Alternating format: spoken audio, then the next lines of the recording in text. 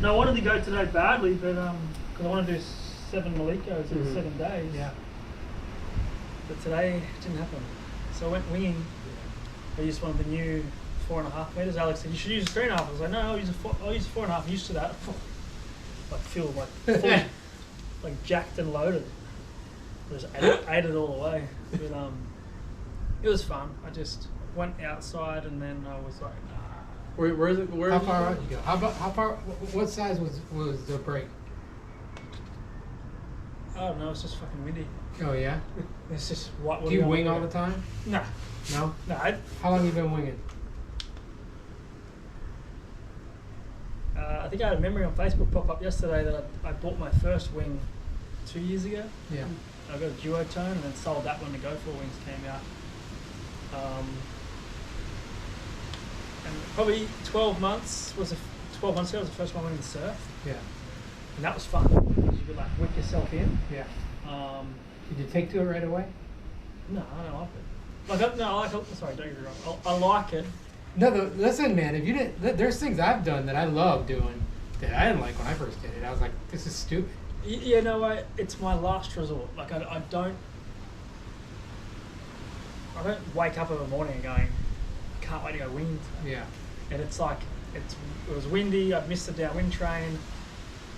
Alex was going winging, so I was like, well, I want to go do something foiling today. Mm-hmm. I'm going winging. Yeah. At home, I would go prone in the morning, go home, do work, whatever, and then there's a couple of local guys that want to go winging, and I was like, and I'll only wing in the surf now, because there's no point in mowing the grass.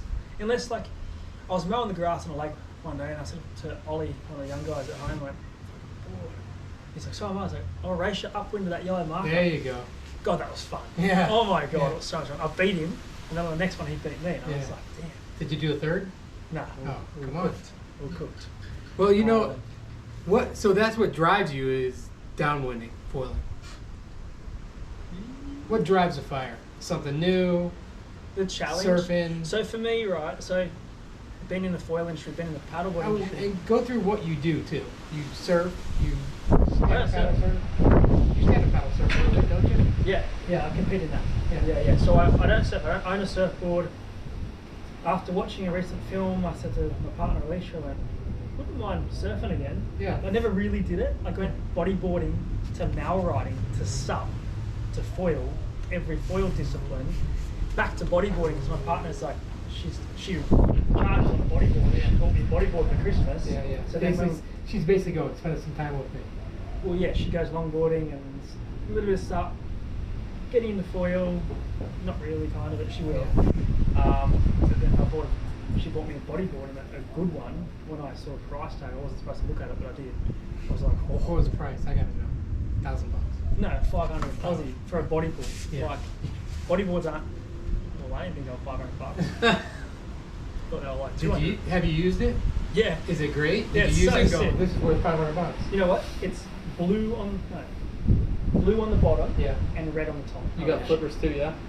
Yeah. I've always had to sort of body surf. Mm-hmm. But she bought me the bodyboard and she saw the red and blue one and went, go for all colours. Oh, that's nice. Then she was like, oh, you can exchange it if you want to. Like, there's a gift. I'm not going to exchange it. Yeah, and we yeah. went into the bodyboard store and she was like, what about this one? I was like, no, I like this one. Yeah. You know, I'm running a Go Foil bodyboard.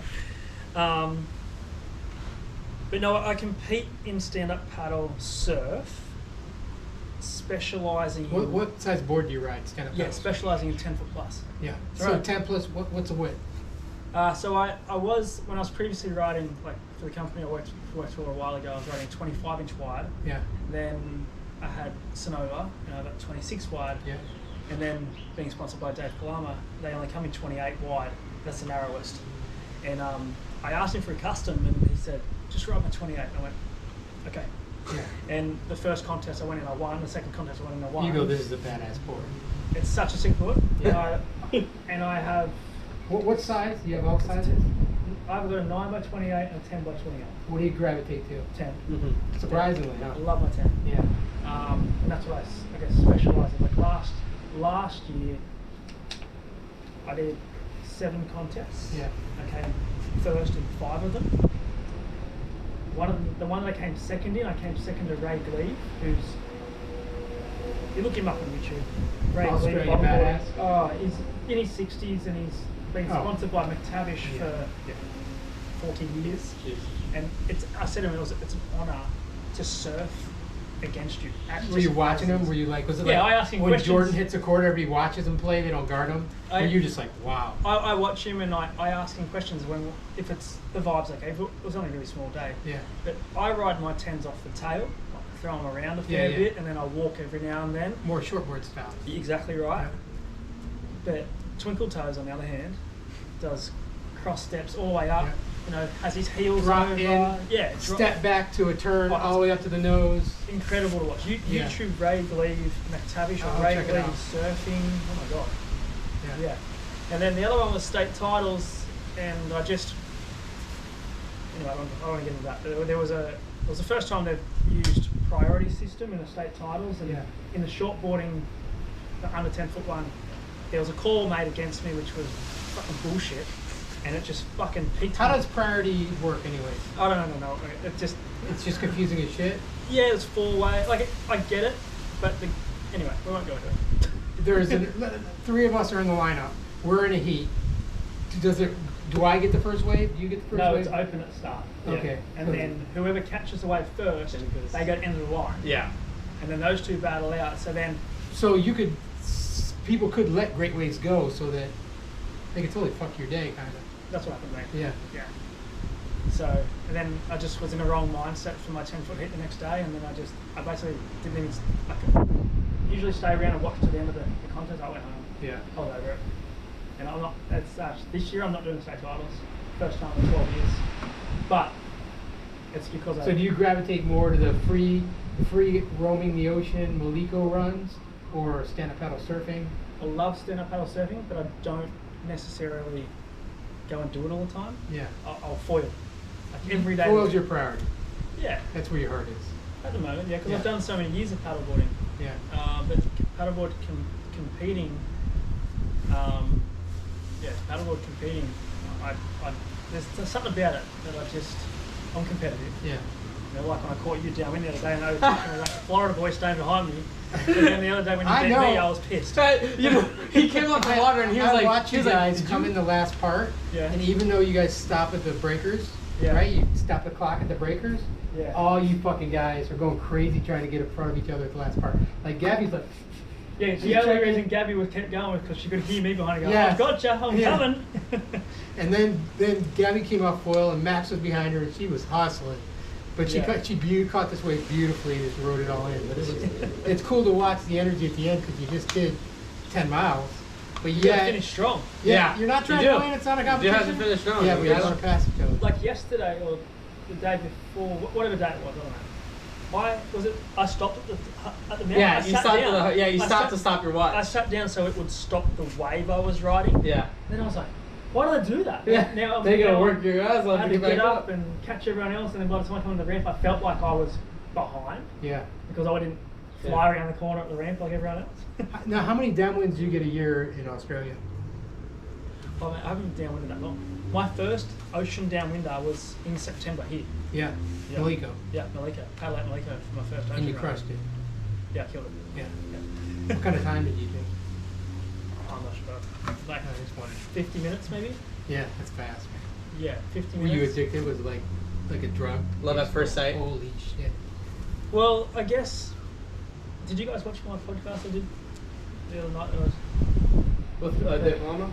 No, James. Tried to No, find no, it. no. Oh, it's on James. Yeah. Okay. So my downwinding, I'll go back, was 2 or 3 years ago. My first one was Tuggerah Lakes. It's about 6 kilometres, 4.5 miles. On a 6.5 Jimmy Lewis Flying V with a GL 240 and a 70 centimetre mast. Wow. With probably had a Maliko tail on it. I got up for 60. It's big. That's what he's saying. It's big. Big and old. Yeah. I got up for 60 metres of a 6 kilometre run. Wow. I was gassed. And then I didn't touch it for a year. I went, no, fuck this. And then I went back and did the Port Stephens run, which is epic. It's like a mini. At this point, were you already prone foil surfing? Or was No, this where you I was started? only sup foil. Okay. I was only sup foil. All right. Sup foil surfing, Yeah. and then you started to gravitate towards downwinding. No, so I went sup foil surfing to start with, and then towing, because I teach foiling and I Yeah. use a jet ski and blah blah blah. And then I like the free feeling of riding a 310 on big waves. Yeah. No paddle, no big board. And then my mates are telling me you need to get into prone, because where I live, if you learn to foil where I live, you can foil anywhere, because Yeah. it's this mega shory, gutters, rips, like obviously the days that I post on Instagram, they're the good days. There's a lot of shit days. There's a lot of scars on my legs from wingtips going through legs and whatever. But I Like borrowed. that right there. Yeah, that fell off today. It's pretty good. It's looking good Yeah, now. it's I think- looking I think great. I think it's done. It took 6 weeks. He got stabbed by the wing. Yeah. But Liam said you got to try prone. So I was like, oh, okay. Anyway, I haven't been a shortboard since I was in Mentawise in 2014, and paddling in, and I got to my knees Yeah. on foil, Yeah. and I got to my feet somehow. I don't know how, and I got a 3 for 1. And I was like, On your first one? yeah. And I was Wow. like, on like an NL 190, and I was like, so on board, I just got to learn how to get to my feet. Yeah. So a bit of training, bit of burpees, that sort of stuff, and constantly going out and getting belted. And then it just Just sort take of your lickings. Just taking them. yeah, just started to click. And with me, and I talk about this now, foiling goes 2 ways for people. It goes the negative, which is too expensive, too hard, too dangerous, and then those people will never try it again, and they'll just be in their little negative corner doing Yeah. whatever they fucking got to do over Yeah. there. Then there's other people where it's like, this is intriguing. If he can do it, I can do it. It's a challenge I want to learn, and that's what happened to me. Yeah. I tried it. I was like, oh yeah, you paddle into a wave, it comes off the water, off you go. That was, Yeah, not quite. that was humbling. Yeah. Just got fucking launched, and then I thought I was this high off the water. I was told I was this high. It's amazing the feeling, the Yeah. euphoria of the glide. Yeah, and then that's Because you go from when you're riding a board, there's a lot of rail engagement. So if you ride a board at all, your instincts are to use the rails. But when you're in the air, that's irrelevant. It doesn't matter. Yeah, and then that intrigued me, and then that's when I sort of got into this. Is like late 2017, Yeah. and then so then back to prone, and then I went back to downwind again. I was using a Sonova 5.4, 83 litres. I was at the time 93 kilos. Yeah. I'm 83 now. But yeah, On a M280 on a nuking run, and I got up at the start when the bumps were really close together, but as soon as the bumps got far apart, I couldn't get the glide because the board's so short, yeah.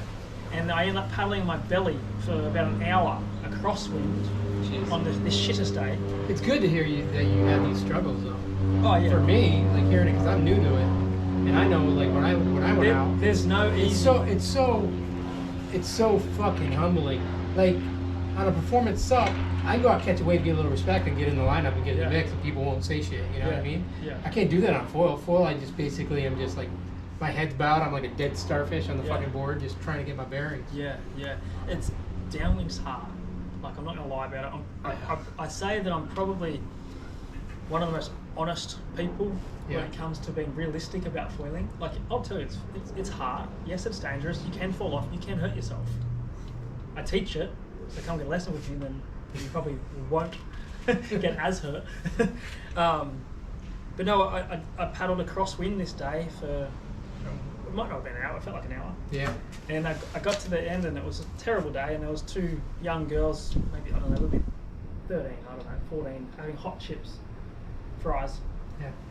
And I was like, My hey, favorite. hey, can I really want to, I was almost saying ask for a chip, but can I use your phone? I need to ring my driver. And then I rang my driver and my partner at the time, and can you come get me? I didn't make it. And then tail between the legs for another 12 months. Yeah. Did a couple of prone downwind, a couple of jet ski These are some stuff. serious setbacks, especially if you're going 12 months. Yeah. Some serious setbacks. Well, the gear wasn't good then either. Yeah. Right. Like the foils are good, but the board's terrible. Yeah. And then I got the 6.5. But you don't know any better at the time. No, of course not. And then Dave asked me to be the importer for Kalama in Australia. Originally, I said no. And then he asked me again. I was like, fuck. Dave Kalama's an Usher twice. I better. This And we can hang out. Yeah, I can go to Hawaii and get Yeah. the best boards you can get. Yeah. Yeah, okay. And I can ride downwinds with you. Yeah, you can take just watch you. Yeah, Yeah. just even to be able to pick up the phone and give Dave a call. Yeah. Like, It's a great feeling. yeah, It'll inspire you for a year. Or when he rings me and asks for my opinion on things. Yeah. That's huge. Yeah. And I got the 6.5, 23.5, 116 litre E3 downwind. And that's when the 2200 came out at GT from GoFoil. 14.5 long tail because we didn't have anything bigger then. Mhm. And I went to Port Stevens, which is the run that I did when I paddled on my belly. Yeah. I got up and I went the entire 8 kilometres in one go, my hair dry. It was over.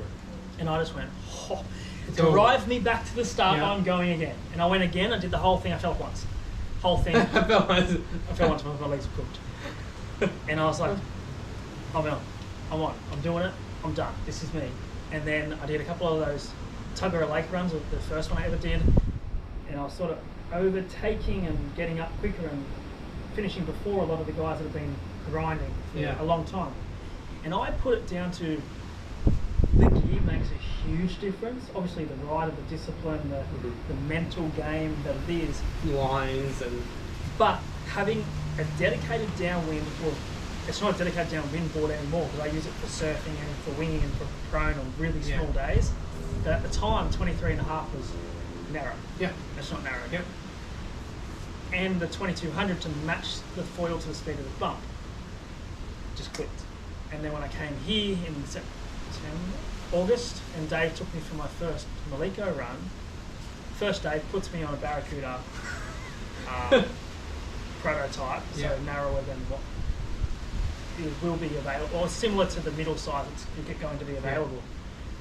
Never stood on the thing really, paddled out Maliko Gulch and straight into a downwinder. And fell in love. Yeah, I was already in love with it, but I was just, the ocean side of it was so much. There's something about paddling out, and you would agree, and you've done it on OC, paddling out of the Gulch. It's incredible. There's some sort of Well, energy. there's this energy when you're Well, first of all, in my head, I'm like the strap crew used to launch from here. Yeah. So for me, it's an emotional thing because the way that they impacted the world. And you look at Cabrina, everything, and Laird and Kalama, and then you think about Austin riding that wave, and then Dave created that sport and towed his son into a wave. Just the aura behind it all. So it's overwhelming for me when I even drop you guys off for runs, especially when I paddle out, because there's like a mile paddle out for an OC1. So it's Yeah. like 15 minutes just to get out. Yeah, it's 10 to 12 minutes. It's very deceiving. It doesn't look big, but once you get past the turtles in the wake, you start seeing the angled swell coming, and it's like, you're like, holy shit, this is fucking legit out here. Yeah. Yeah, there's that moment, yeah. When we did it, it was summer, so there was it was just wind, not swell like we've had this week. Like this week's been mental. oh yeah, yesterday was crazy. Tell me about yesterday's run. So we started further inside. Jeremy was like, since we don't have a whole bunch of people, we can start a little bit further inside because we don't gotta wait for anybody. We started inside. We made our way out a little bit. We still made an inside run a little bit, and then we started to get further down by Ka'a, and Jeremy just took this inside line right next to the waves. Yeah. And I thought I lost him for a second because I fell behind him and he just disappeared. I couldn't see him anymore. Yeah. So I got back up, I caught a wave, and I went all the way to the outside, got out of the way. There's like outrigger canoes by us. We were passing them and stuff. And then I sat down on my board because I couldn't find him. So I sat down to see if he was behind me. I'm looking for him and everything. I'm stressing out because I'm like, I lost Jeremy. Like He's fine out. He does it all the time. But like, it's like the fact that now, okay, I'm alone, and do I wait for him or try to find him, or do I get back to shore and then we drive to try to find him? So okay, let's go drive to find him. So I get back on the board and I'm hustling. I get up on a wave and I'm pumping, and I just see him sitting on the board talking to that canoe person.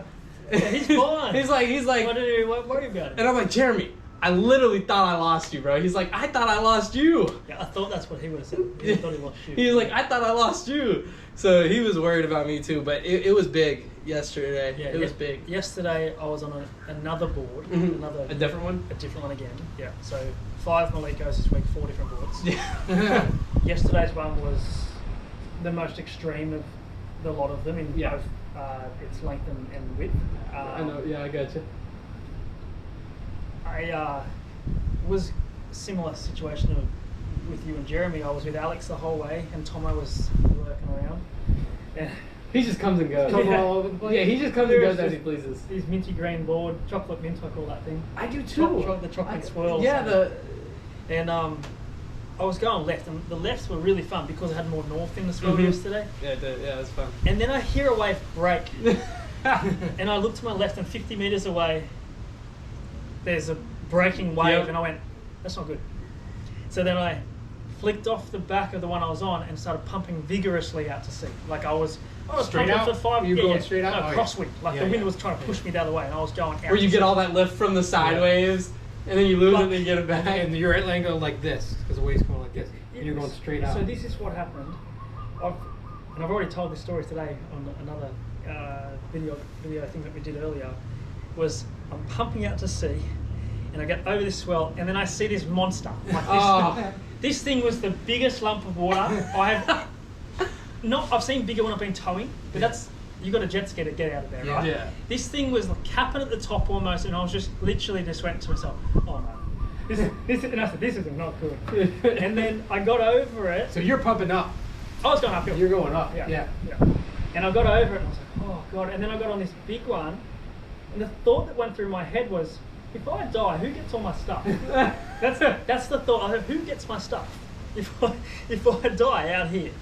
And then I saw Alex, and then I got far enough out that I was nowhere near that, and I kept looking behind me like, oh I'm safe. That's how I was too. I'm safe I was like, I kept looking over to my left shoulder to make sure like I was perfectly far out enough, because I stopped. You know what I mean? And the waves push you in a little bit. It's scary out there, and I've only fallen off 3 times this week downwind, which I think is pretty good for the conditions we're playing. Man. And a topic that Alicia, my partner, brought up with me yesterday was because when I fell the other day and I hit the head, and I was a bit like dazed by it. Yeah. Wearing a helmet, but then does a helmet, if you put a helmet on, does that make you charge harder or pull back more, or you just got to be smart about what you do? But then you wear a life vest. I don't wear anything. I wear fluoro. Yeah.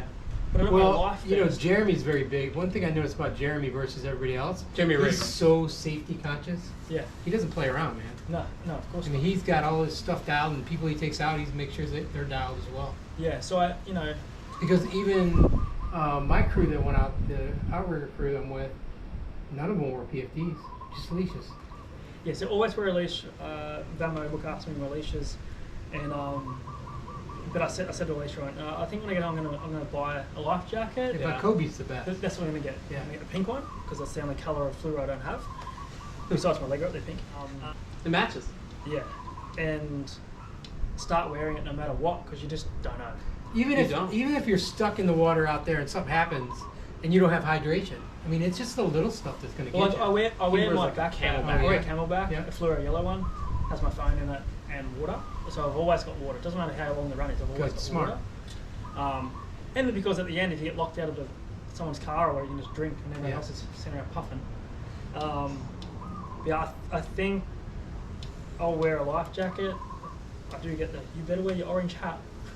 Yeah, I just I talked to Dave too. I texted him. I was asking him if he had any extra Kalama Performance rash guards, the orange ones. Yeah, he said he did. You know, the difference is I can see the orange. As soon as the orange is in sight at all, I can see it. I can't see any other. Because I can't wear the yellow once they pass through, but I can't see it as soon as I see the. The orange stands out the most. Yeah. The red Gopher ones are really good, but they also get a little lost. Yeah. The orange, and that's like I get these board shots custom made, Kalama colors, but that orange stands out as well. So what do you do training wise? I mean, you must do something. There's something. Was there any point you were training? Or, I mean, you do yin. Yeah, that is training. That is training. Yeah, that's breath control. Yeah. If you take most males, yoga is the hardest thing they could possibly do. Yeah, of course, because you'll stop and you've got to. Yoga I've been doing for about 11 years now. yin only. You practice at the same place? Yeah. Yeah. On a Tuesday night, 7 o'clock, yin, and I sort of followed the trainers as they moved and made their own studio. And Yeah. they have really good trainers there. I've been a little slack on the yin lately because of travel and. So what do you mean slack? So what is just not going? When you're going good, well, how many times do you do it a week? Just once. Yeah. But back to your training question, I do have a coach. I have multiple coaches around me. I sort of touch it. I'm a coach for foiling and paddleboarding, and I believe that a good coach has good or better coaches around them. Yeah. So like I've got Jeremy, Dave Kalama, Mick Branch who came on the trip with me. So Mick Branch is the Australian Olympic snow sports CEO, like he's like not CEO but head coach, coaching director. Yeah. So what I was saying about having been a coach and having multiple coaches around you. Yep. And then there's Heath Podmore who works with Jamie Sterling a lot. He does a lot of. I bought a board from Jamie Sterling. Yeah, so Heath is an Aussie guy from Newcastle as well.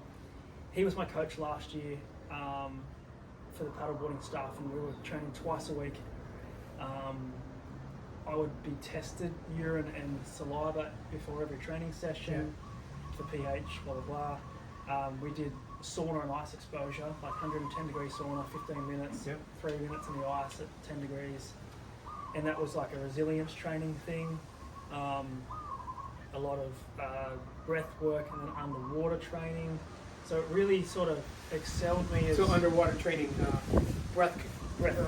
CO2 tables while you're underwater, plus working out while you're underwater, him flipping you around. We didn't do it, I've done it before, but this was more... So we had this thing about some different people, like before a race or before a heat, will be all like headphones on, all pumped up, and screamo music. No, I'm the opposite. I'm laying down, super quiet, relaxed, because when you paddle out, or like, when you go towing, you kind of want to...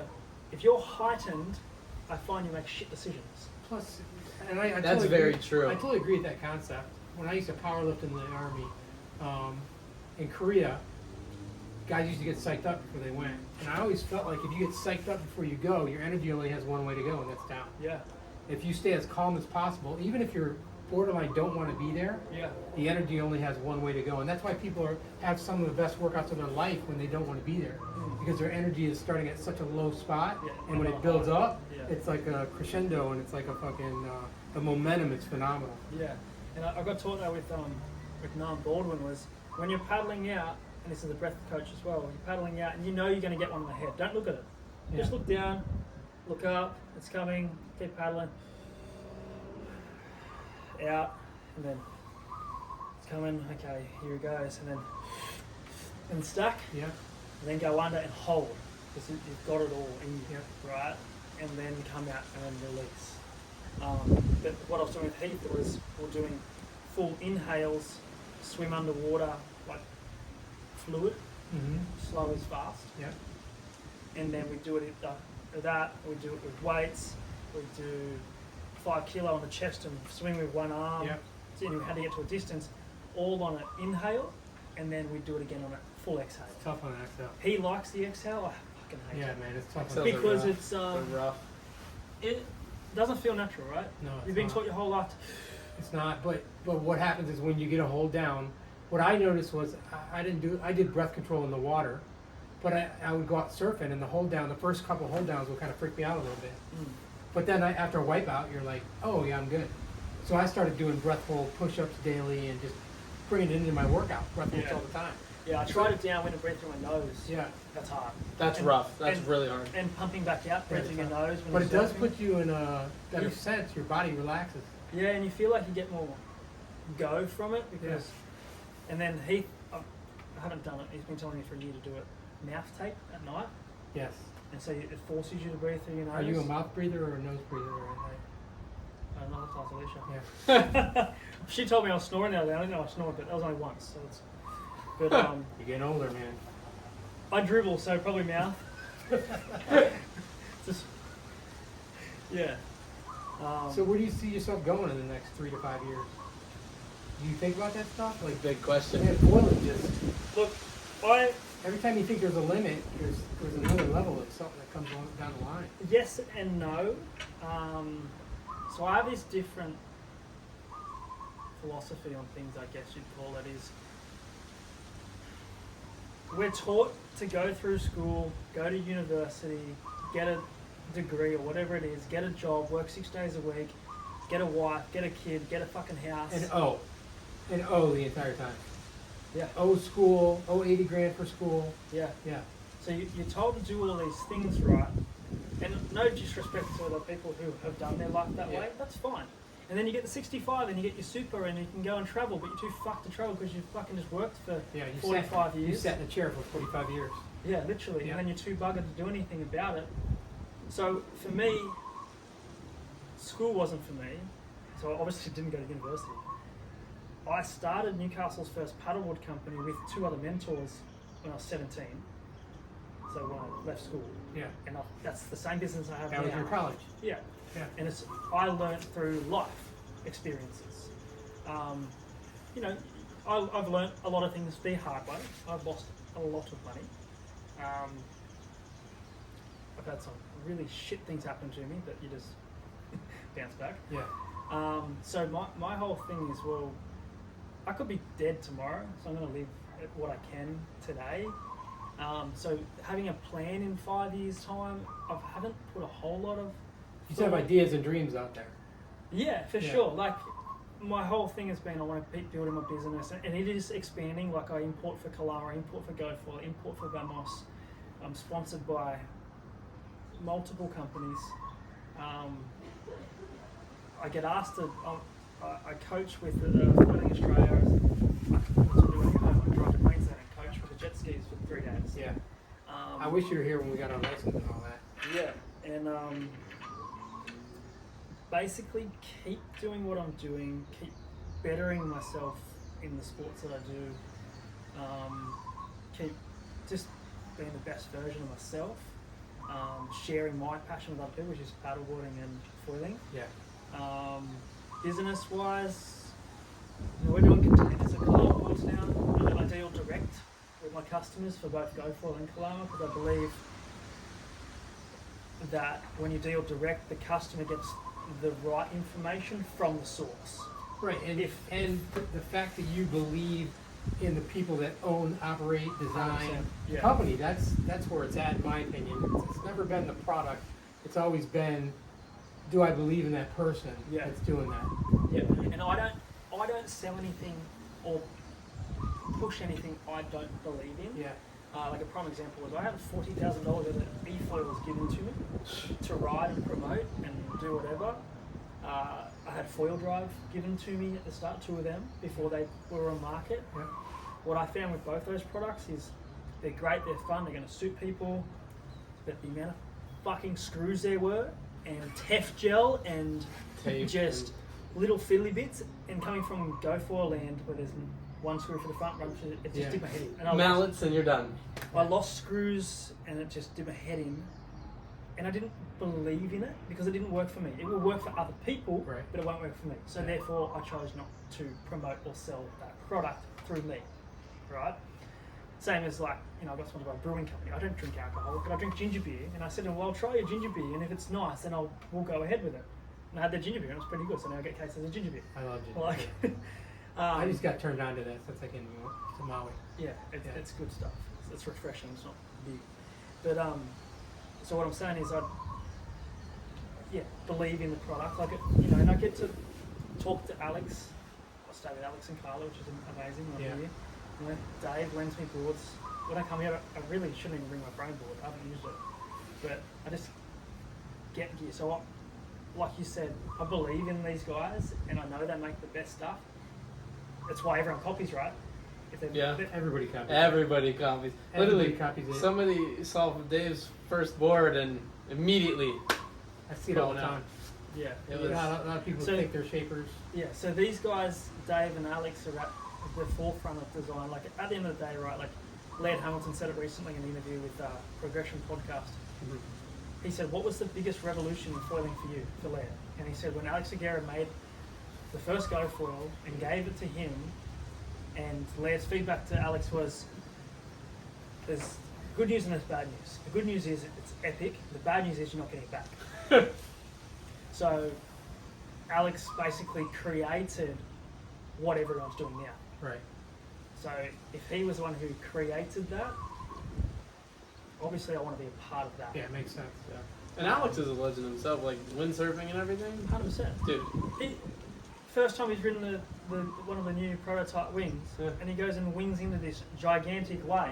Did you, The dude? bloke's in his 60s. That was insane. That bomb. Oh my gosh, it was Like, crazy. We saw it and we were just going, are you kidding me? Like, My dad showed me, he was like, I saw the video and I was like, bro, I literally like sent it to everybody. Yeah, I was like, I was like, holy.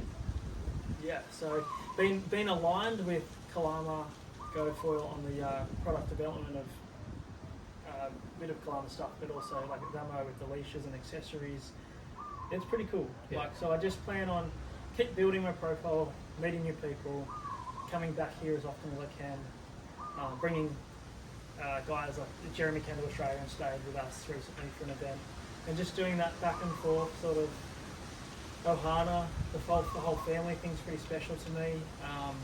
I'm big on loyalty as well. Like my team riders are similar to team riders here. Everyone's family.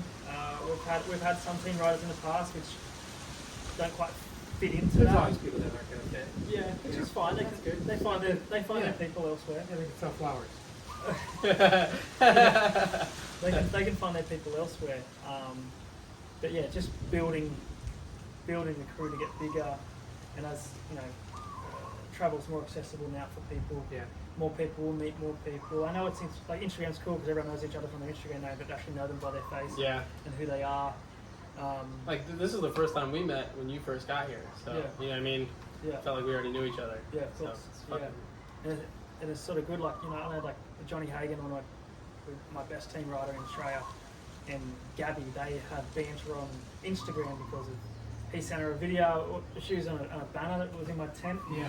She got, you know, because she was always flexing, and Yeah. Johnny's always flexing. And, you know, there's a bit of banter there, so it's good. So when everyone comes together, you already know each other, but it's now you're hanging out and you're actually riding together instead of looking at the screens Yeah. the whole time. That's good, man. Thanks for coming. No worries. Thank you. Yeah, appreciate